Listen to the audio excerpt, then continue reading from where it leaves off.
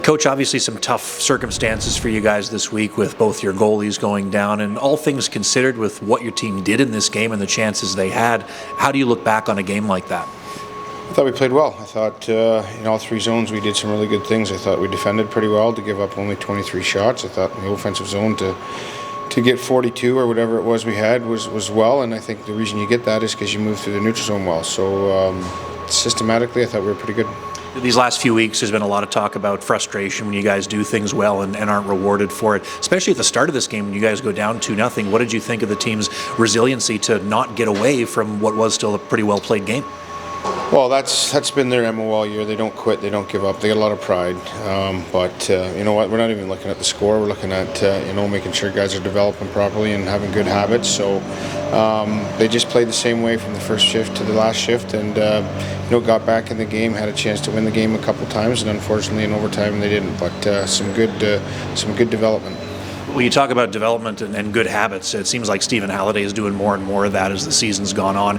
Just a torrid scoring pace these last few weeks. What have you seen out of him that's really allowed him to step up, and maybe especially in the absence of some guys that have been called up to Ottawa, how well has he filled in some of those holes for you?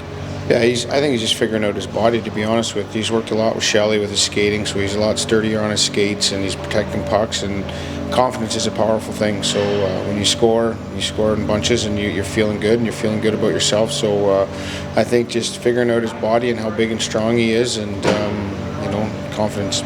His 5-on-3 goal was obviously big for him, but also big for the power play to get on the board as well. Have you liked the way that those units have still been generating chances, despite the fact that maybe the stats haven't been there?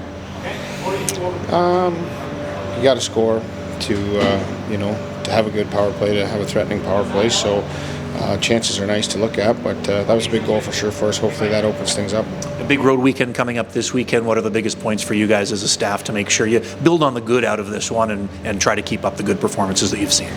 I think the guys they're level-headed about it. They're going to go into these buildings, and young guys are going to learn how to play on the road, and they're going to learn how to play in a real hard building in Syracuse, and haven't been to Utica yet this year, these guys, so it's another hard building to play in. So you know what, just get these guys to keep growing and keep developing, and hopefully with that comes some wins.